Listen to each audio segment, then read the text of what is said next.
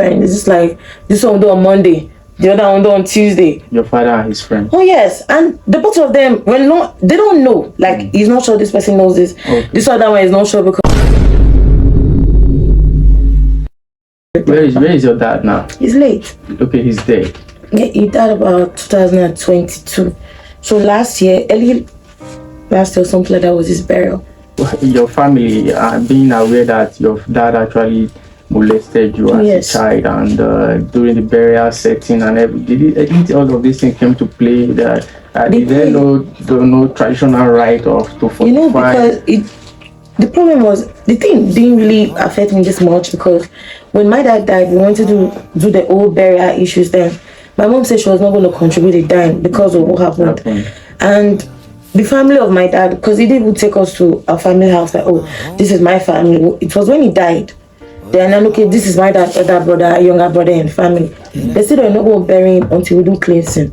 They were angry with my mom. She did not even speak out like to the whole family on its own.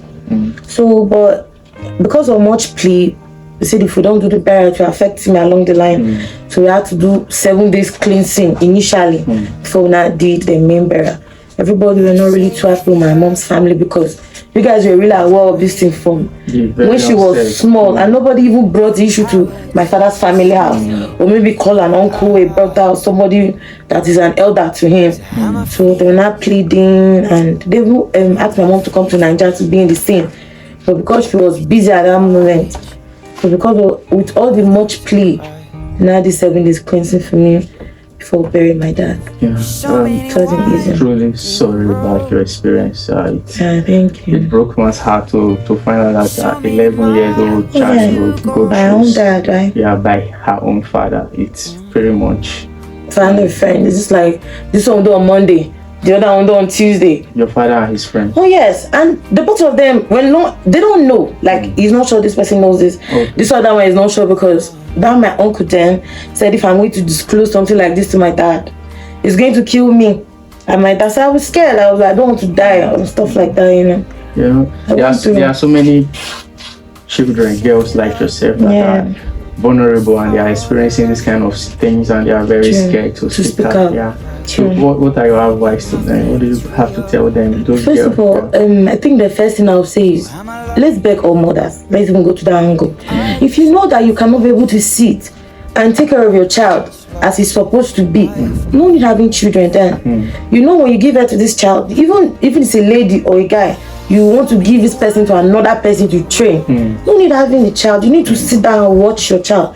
Anything the child comes and say, oh, this is what happened, give them listening ears. Oh yes. You need to watch them, ask questions, let them interact with you.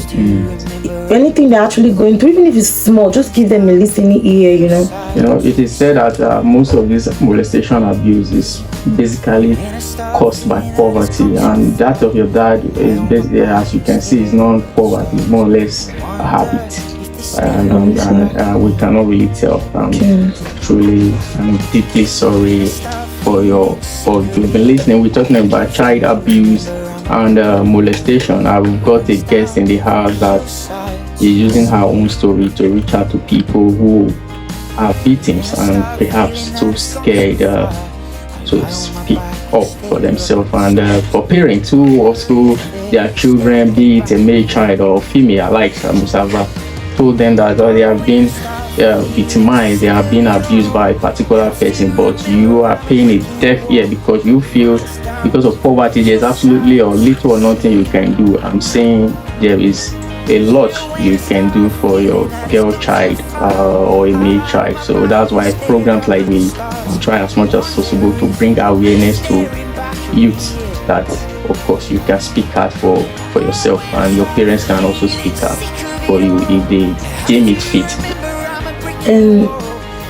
Even the fact that parents should listen attentively to their children, I just want to, like, maybe any other victim outside, maybe they are too scared to speak out, they should just indulge in something doing, get busy, go close to God. You know, at least have a friend, a guy that you can speak to. Read Christian book. Don't be too scared to speak out, because it's going to, you not speaking out will damage you physically and mentally. If you're too scared to confide in your family. You confide in a friend. So, your mom, how is she? Are you guys back together and is she back? Yeah, she's back, but because of the thing that actually happened back then, it's not like I still kept it on my mind. But we're not really friends. Okay. We choose to just do your mother thing and do my daughter thing. So I've always been this isolated person because of my rough beginning as a child. So I keep more things to myself and this secretive. I don't open up to her. We don't relate.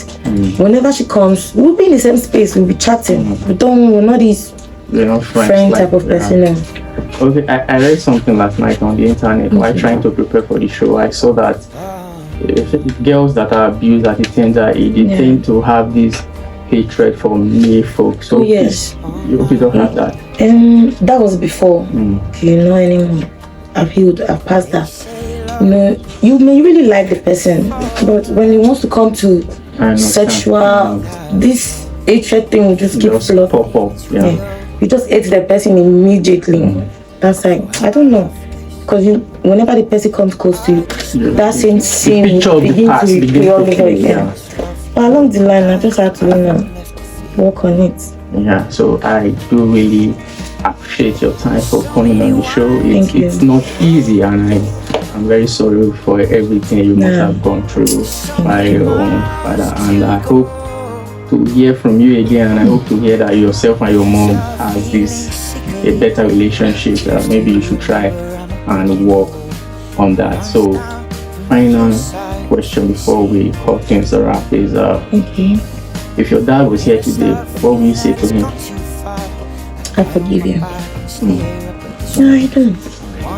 Okay, thank you very much, and thank you for everybody that called in on the show. And it was delightful to have you. Like we always say, every parent should try to adopt 1,000 eyes, if possible, compared to a pair of eyes of a child abuser. Remember the name, Elijah Wilson. See you next time. Bye bye.